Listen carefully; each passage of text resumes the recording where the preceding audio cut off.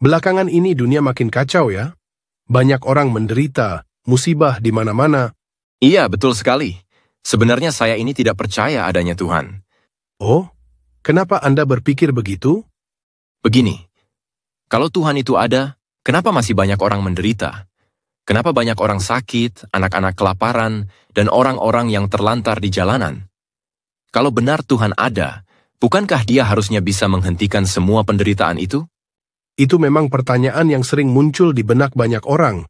Tapi, apa Anda pernah berpikir bahwa penderitaan itu bukan bukti kalau Tuhan tidak ada? Kalau begitu, apa menurutmu? Bagaimana mungkin Tuhan yang Maha Pengasih membiarkan dunia seperti ini? Coba saya tanya, apakah tukang cukur itu ada? Tentu saja ada. Saya ini tukang cukur. Tapi kalau tukang cukur itu ada, kenapa masih banyak orang di luar sana yang rambutnya acak-acakan, panjang, dan bahkan ada yang tak terurus? Itu karena mereka tidak datang ke saya. Kalau mereka datang, pasti rambutnya akan rapi. Tepat sekali. Begitu juga dengan Tuhan. Orang menderita bukan karena Tuhan tidak ada, tapi karena mereka tidak mendekat kepadanya, tidak meminta pertolongannya, tidak berusaha merapikan hidup mereka dengan petunjuknya. Saya tak pernah memikirkannya dari sudut pandang itu sebelumnya. Kadang kita hanya perlu melihat dari sudut yang berbeda untuk memahami sesuatu yang lebih dalam.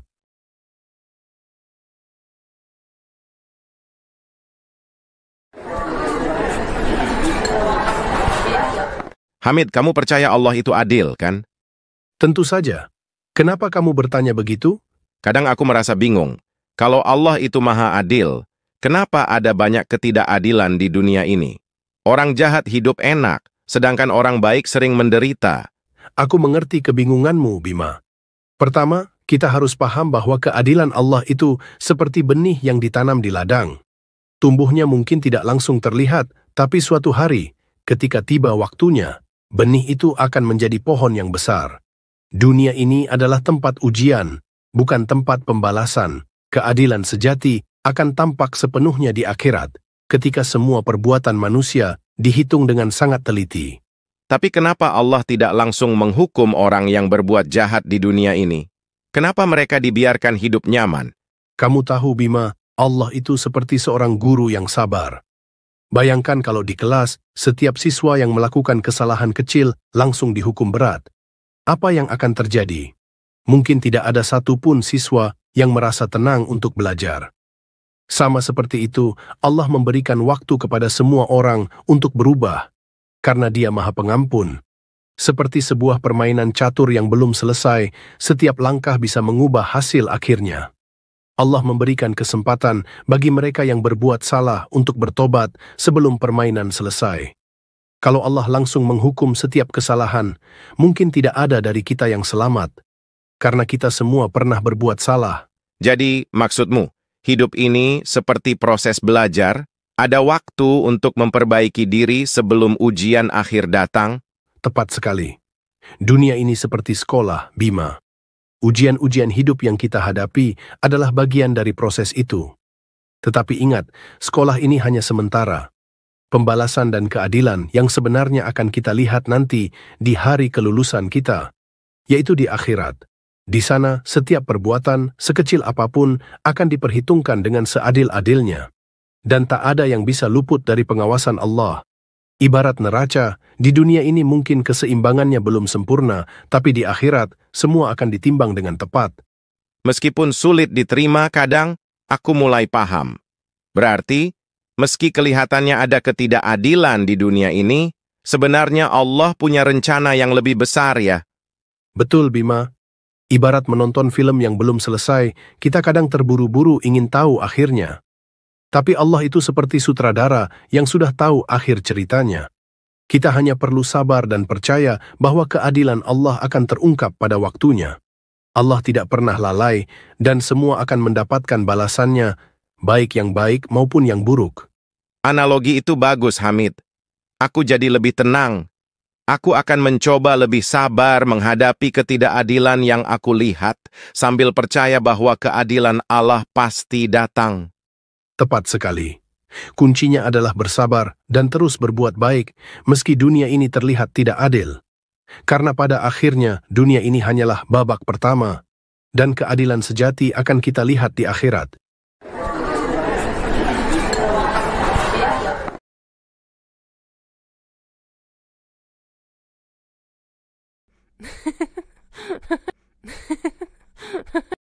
Aku masih nggak paham, Aisyah.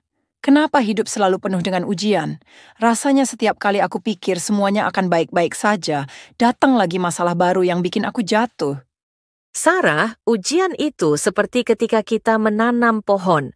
Kalau kamu cuma menyiram dengan air sedikit atau nggak pernah memberi pupuk, pohon itu nggak akan tumbuh kuat. Ujian hidup itu kayak pupuk dan air untuk iman kita. Semakin kita diuji, semakin kita tumbuh kuat, asalkan kita sabar dan tetap percaya kepada Allah.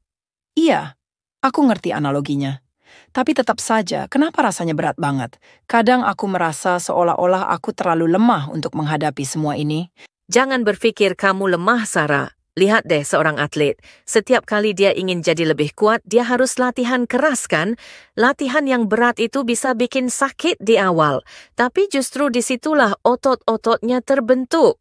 Sama seperti itu, Allah tidak akan membebani kita di luar kemampuan kita. Setiap ujian adalah cara Allah untuk menguatkan kita, seperti atlet yang semakin kuat setelah berlatih keras. Allah sudah bilang dalam surat Al-Baqarah ayat 286, Allah tidak membebani seseorang melainkan sesuai dengan kesanggupannya. Kalau dipikir-pikir memang masuk akal, tapi kadang aku merasa hidup orang lain kelihatannya lebih mudah daripada hidupku. Kamu tahu, Sarah, kehidupan orang lain itu seperti gunung es. Apa yang kamu lihat di permukaan itu cuma sebagian kecil. Kita nggak pernah tahu apa yang tersembunyi di bawah permukaan. Mungkin mereka juga punya ujian yang kita nggak tahu. Yang pasti, ujian kita itu personal. Setiap orang punya porsi ujiannya sendiri, sesuai dengan kekuatannya. Ibaratnya kayak ukuran sepatu, nggak ada yang sama persis untuk semua orang. Jadi, kamu bilang, ujian yang aku alami memang sudah pas untuk aku? Nggak lebih berat dari yang bisa aku tanggung? Tepat sekali. Ujian itu kayak resep masakan. Setiap bahan dan takarannya sudah diatur sesuai dengan apa yang kita butuhkan untuk menjadi hidangan yang terbaik. Kalau kita terlalu banyak diuji tanpa persiapan, kita bisa hangus. Tapi kalau tanpa ujian, kita nggak akan matang. Allah itu Maha Tahu. Dia menguji kita sesuai dengan kapasitas kita, supaya kita bisa tumbuh dan menjadi lebih baik. Aku ngerti analoginya. Jadi sebenarnya, Allah itu ingin kita lebih kuat melalui ujian. Iya, bayangkan kalau hidup ini kayak perjalanan mendaki gunung. Semakin tinggi kamu mendaki, semakin indah pemandangannya. Tapi jalan menuju puncak pasti penuh tantangan. Ujian hidup itu adalah jalur yang terjal dan berbatu di gunung itu. Setiap langkah yang kita ambil di tengah kesulitan mendekatkan kita pada pemandangan yang lebih indah, yaitu ridha Allah. Aku suka analogi gunung itu.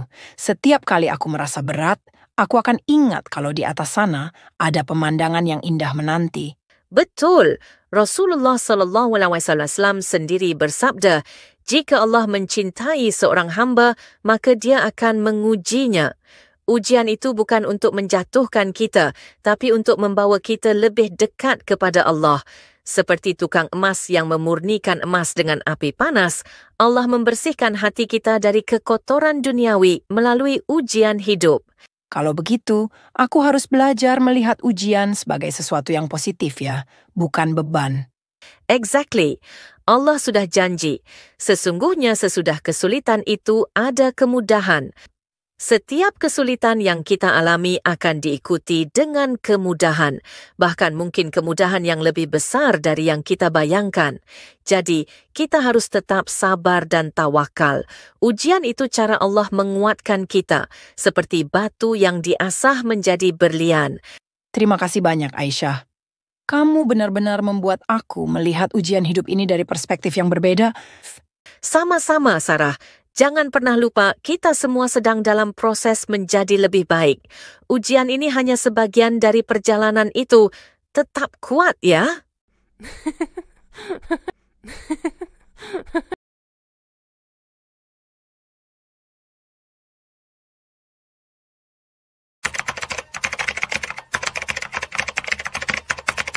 Jia, gue tuh kadang masih bingung deh soal ikhlas. Gimana sih sebenarnya? Hehe, gampang kok, Rif.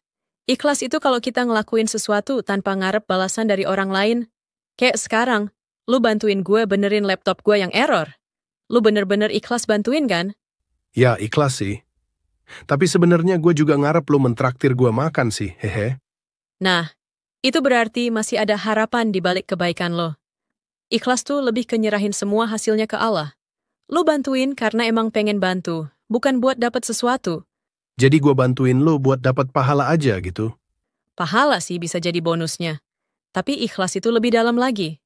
Misalnya lo ngelakuin kebaikan, walaupun orang nggak tahu atau nggak balas kebaikan lo. Bahkan kalau yang lo bantuin malah marah-marah, lo tetap tenang karena niat lo udah lurus buat Allah. Waduh, kalau gitu susah juga ya. Soalnya, kadang kalau bantuin orang terus nggak ada terima kasihnya, rasanya kayak sia-sia. Nah, itu dia ujian ikhlas. Kalau kita masih ngerasa kecewa atau nungguin orang buat apresiasi, berarti kita belum ikhlas sepenuhnya. Ikhlas tuh ya kayak angin, nggak kelihatan, tapi kita bisa ngerasain hasilnya. Terus, gimana dong caranya biar bisa ikhlas? Pertama, lo mesti sadar bahwa segala sesuatu di dunia ini cuma sementara. Hasil dari kebaikan yang lo lakuin itu bukan buat manusia, tapi buat Allah. Jadi ketika lo bantu orang, lo pikirin aja, gue lakuin ini buat Allah, terserah nanti orang itu mau ngapain. Kayak lo naruh batu di jalan, biar orang nggak kesandung. Nggak penting siapa yang lihat atau apresiasi. Yang penting Allah tahu. Oh gitu ya. Jadi ikhlas itu sebenarnya buat diri sendiri juga ya? Biar nggak capek nunggu balasan dari orang lain. Exactly. Ikhlas bikin hati lo ringan. Nggak perlu khawatir sama respon orang, karena lo yakin Allah udah catat kebaikan lo. Berarti kalau gue bisa belajar ikhlas, hidup bakal lebih tenang dong. Iya, bener banget. Karena lo nggak tergantung sama apresiasi atau pengakuan orang. Lo fokus aja ke niat, biar urusan hasilnya Allah yang atur. Wah, kalau gitu gue mesti belajar ikhlas beneran nih. Berat, tapi kayaknya worth it. Setuju. Dan jangan lupa, ikhlas itu proses. Nggak harus sempurna langsung, yang penting lo terus berusaha.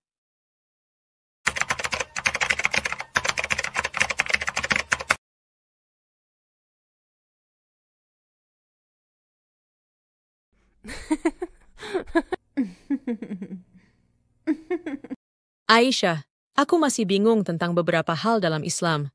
Aku tahu kamu sudah lama belajar dan memahami agama ini, tapi bagiku, ada banyak pertanyaan yang belum terjawab. Tidak masalah, Dina? Apa yang kamu bingungkan? Aku akan coba bantu sebisa mungkin.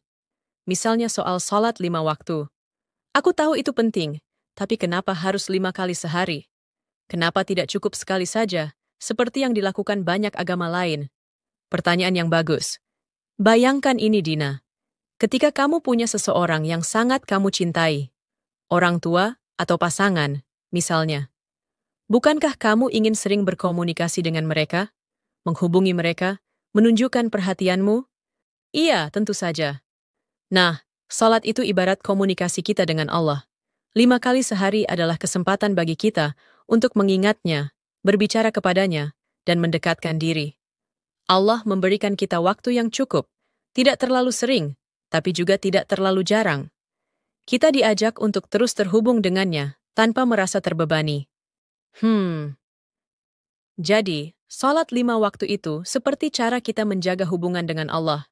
Ya? Tapi kenapa waktu-waktunya harus spesifik, seperti subuh, zuhur, dan seterusnya? Waktu-waktu itu disesuaikan dengan pergerakan matahari, Dina. Subuh, misalnya, di awal pagi saat dunia masih sepi, mengajak kita untuk memulai hari dengan mengingat Allah. Zuhur di tengah hari, ketika kita sibuk dengan pekerjaan dunia, mengingatkan kita untuk berhenti sejenak dan bersyukur. Begitu juga waktu-waktu lainnya, semua memiliki hikmah dan makna. Aku paham sekarang, walaupun butuh waktu untuk terbiasa. Tapi ada hal lain yang juga ingin kutanyakan, tentang takdir. Kalau semua sudah ditentukan oleh Allah, lalu apa gunanya kita berusaha? Ini adalah salah satu pertanyaan yang paling sering ditanyakan. Allah memang Maha Tahu segala sesuatu, termasuk apa yang akan terjadi, tapi itu bukan berarti kita tidak punya kebebasan untuk memilih. Kita tetap diberi pilihan, dan usaha kita itulah yang penting. Takdir Allah itu seperti peta jalan yang luas, dan kita memilih jalur mana yang kita tempuh. Jadi, kita masih punya kendali, meskipun Allah sudah tahu apa yang akan kita pilih. Benar sekali. Allah tahu hasil akhirnya, tapi kita yang memilih jalannya. Sama seperti seorang guru yang tahu muridnya akan berhasil lulus ujian, atau tidak berdasarkan persiapan murid itu, tapi sang murid tetap harus berusaha. Sekarang aku lebih paham. Terima kasih, Aisyah. Kamu selalu bisa menjelaskan dengan cara yang mudah dipahami. Alhamdulillah. Jangan ragu bertanya lagi kapan saja. Islam adalah perjalanan, bukan tujuan yang dicapai sekali waktu. Kita semua terus belajar.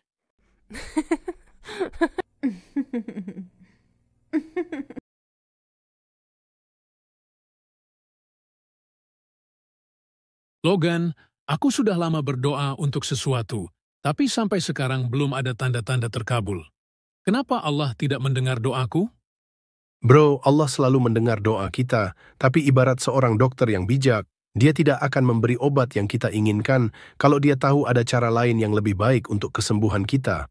Tapi aku sudah berusaha dan berdoa dengan sungguh-sungguh. Apa yang salah? Nggak ada yang salah, bro. Bayangkan saja seperti seseorang yang meminta hujan di tengah padang pasir. Terkadang Allah menunda hujan itu karena dia ingin menurunkan air di saat yang tepat, di musim yang tepat, dan di tanah yang siap untuk menampungnya. Sama dengan doa kita, Allah punya 3 cara dalam menjawabnya. Pertama, Dia bisa langsung mengabulkan apa yang kita minta. Kedua, Dia bisa menundanya sampai waktu yang lebih tepat. Ketiga, Dia bisa menggantinya dengan sesuatu yang jauh lebih baik, bahkan ketika kita belum menyadarinya. Jadi maksudmu, doa yang belum terkabul bisa jadi karena Allah punya rencana yang lebih baik untuk kita, meskipun kita tidak melihatnya sekarang? Tepat. Seperti seorang anak kecil yang meminta pisau tajam karena menganggapnya sebagai mainan, kita pun kadang meminta sesuatu yang kita pikir baik, tapi sebenarnya berbahaya. Allah lebih tahu, mungkin yang kita minta saat ini justru bisa membahayakan atau tidak bermanfaat buat kita. Dan yang kita anggap tertunda sebenarnya adalah bagian dari rencana besar yang belum kita pahami sepenuhnya. Tapi kadang rasanya susah untuk tetap sabar. Apalagi ketika harapan sudah tinggi. Sabar itu memang seperti berlayar melawan arus, tapi itu bagian dari iman, bro. Ibarat petani yang menanam benih, dia harus bersabar menunggu hingga waktunya panen. Begitu pula dengan doa, kita tidak selalu melihat hasilnya langsung, tapi percayalah, Allah selalu memberikan yang terbaik. Tetaplah berdoa, tetaplah berusaha, dan biarkan Allah yang menentukan kapan panen itu tiba. Hasilnya mungkin jauh lebih manis daripada yang kamu bayangkan sekarang.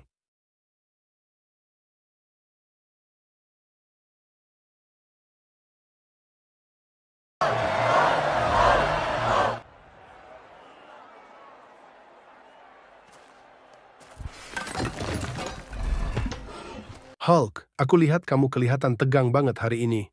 Apakah ada sesuatu yang mengganggumu?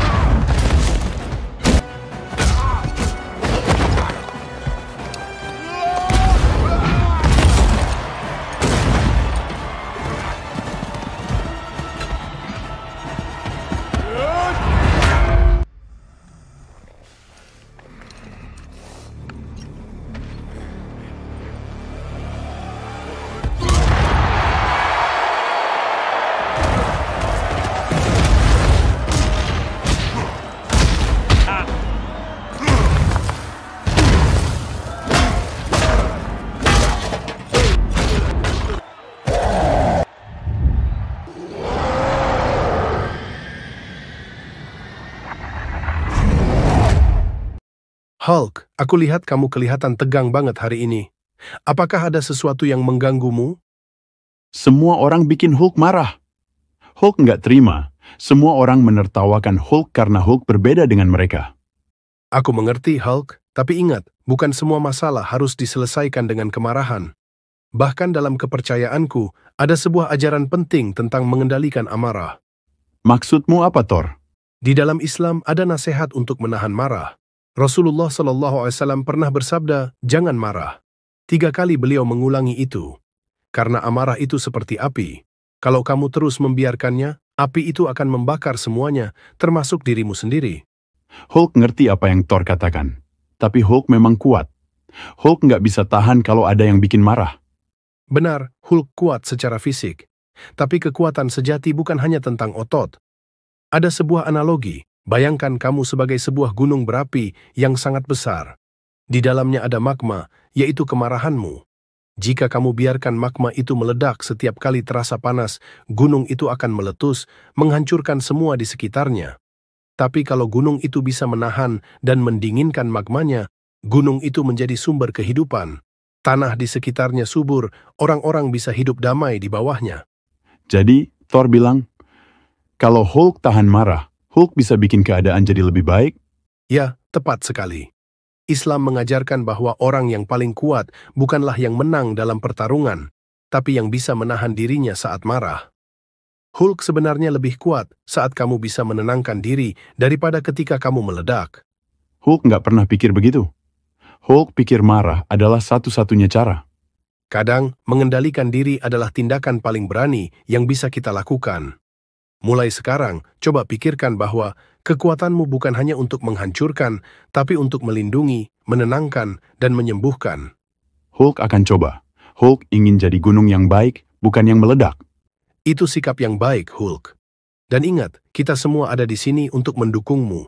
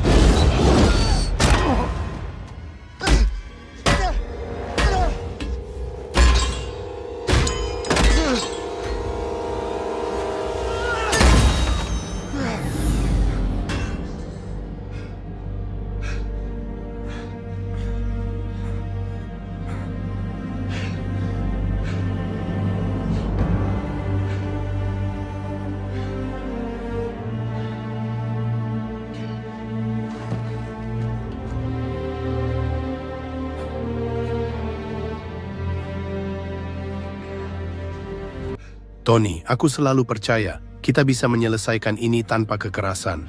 Aku khawatir kita mulai kehilangan arah. Bukan soal siapa yang benar atau salah, tapi bagaimana cara kita menyelesaikannya. Aku juga berpikir begitu, Steve. Tapi saat kita berada di tengah situasi seperti ini, semua terlihat berbeda.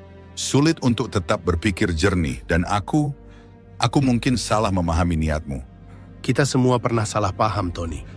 Itulah kenapa Allah mengajarkan kita untuk selalu berbaik sangka, husnudzon terhadap saudara kita. Kalau saja kita lebih berusaha memahami satu sama lain sebelum semua ini terjadi, mungkin semuanya tak perlu berakhir seperti ini. Berbaik sangka? Aku seringkali terlalu cepat menilai orang lain. Aku melihat tindakanmu sebagai ancaman, padahal mungkin ada alasan yang lebih baik di balik itu. Tapi bagaimana mungkin kita bisa terus berpikir positif ketika kita berada di situasi genting seperti ini? Ini seperti ketika kita melihat awan gelap, Tony. Awan itu tampak mengancam, penuh badai dan petir. Tapi kita lupa bahwa di balik awan gelap itu, matahari tetap bersinar. Allah selalu punya rencana yang lebih baik di balik setiap ujian yang kita hadapi. Sama seperti awan gelap, kadang apa yang kita lihat di depan mata kita hanyalah bagian dari rencana yang lebih besar. Aku mengerti. Jadi kita harus belajar untuk melihat melampaui awan itu, ya. Melihat niat baik di balik setiap tindakan. Seperti kamu tadi, meskipun aku marah, kamu tetap berpikir jernih. Kamu melihat potensi damai di tengah pertarungan. Benar, Tony. Allah memerintahkan kita untuk husnudzon, karena hanya Dia yang tahu isi hati kita semua. Kita hanya melihat tindakan, tapi Allah melihat niat. Jika kita selalu memulai dengan berpikir baik tentang saudara kita akan lebih mudah menemukan jalan keluar dari konflik. Jadi, ini seperti armorku. Kadang aku melihatnya hanya sebagai pelindung, tapi ada lebih dari itu. Di dalamnya ada mesin, teknologi yang menggerakkan semuanya. Kalau aku hanya melihat luarnya, aku tak akan pernah mengerti bagaimana armor ini bekerja. Sama seperti itu, kita harus melihat lebih dalam ke dalam niat, bukan hanya pada tindakan. Persis, Tony. Dan itulah yang akan membawa kita ke kedamaian sejati. Kita bisa memperbaiki ini, asal kita berusaha saling memahami lebih dalam. Kau benar. Seandainya aku lebih husnudzon padamu sejak awal, kita tak perlu melalui semua ini. Kita bisa mulai dari awal, Steve. Membangun kembali semuanya, bukan dengan pertempuran, tapi dengan kepercayaan.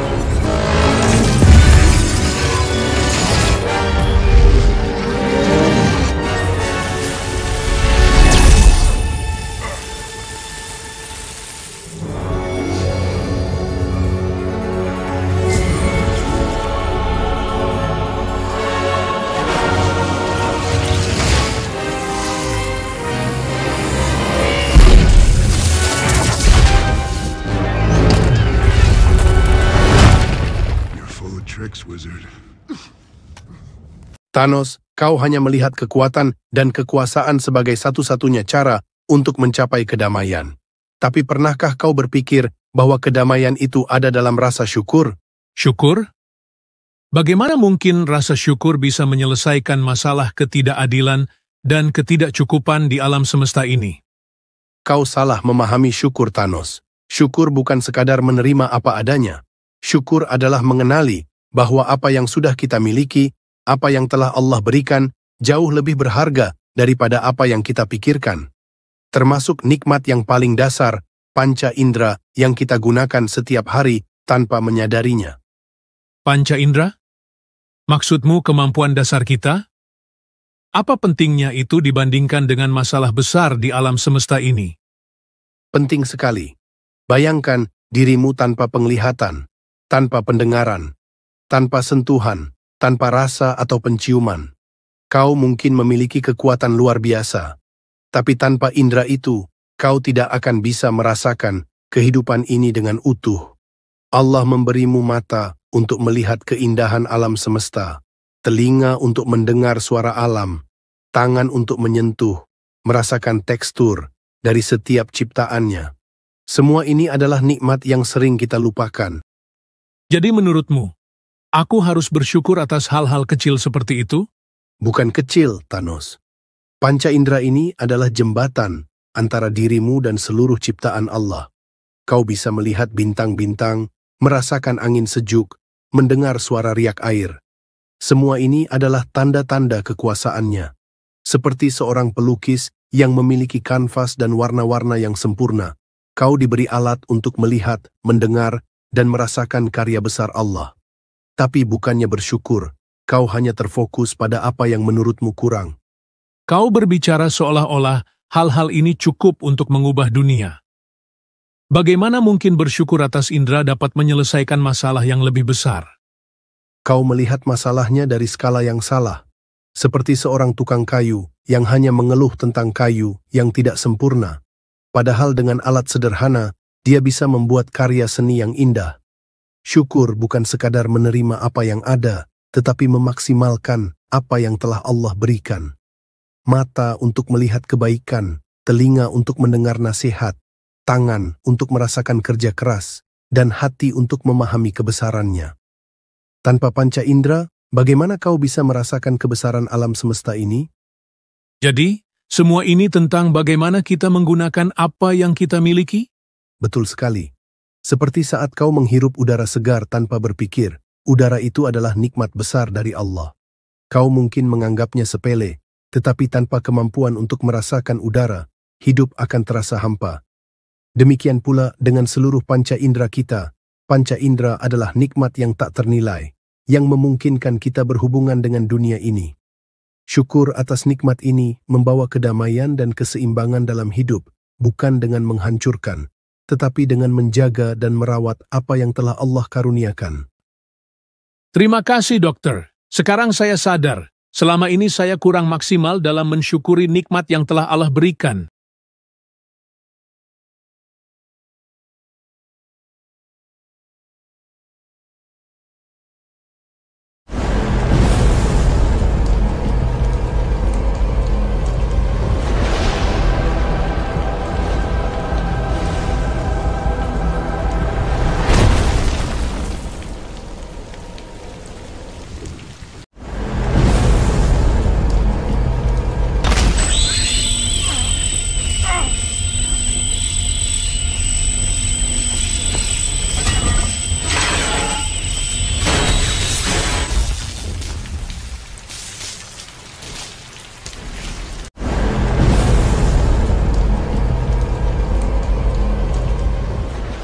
Bruce, kau terlihat sedikit berbeda malam ini. Ada sesuatu yang mengganggu pikiranmu? Clark, pernahkah kau merasa bahwa semua kekuatan yang kau miliki membuat orang-orang seperti aku merasa tidak cukup? Apa maksudmu? Lihat dirimu, Clark. Kau punya kekuatan yang luar biasa. Kau bisa terbang. Kau bisa mendengar suara dari ribuan mil jauhnya. Bahkan peluru pun tak bisa melukaimu. Aku, di sisi lain, setiap hari bergulat dengan kerapuhan manusiawi. Aku bisa mati kapan saja. Aku hanya manusia biasa. Jadi, kau merasa iri padaku, Bruce?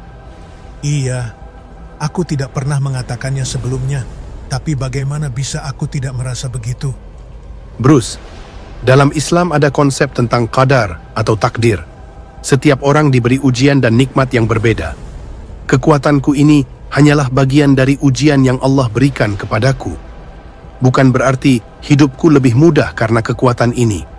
Kau mungkin tidak memiliki kekuatan super, tapi kau diberikan kemampuan yang berbeda. Itu adalah bagian dari qadarmu. Tapi kau memiliki segalanya, Clark.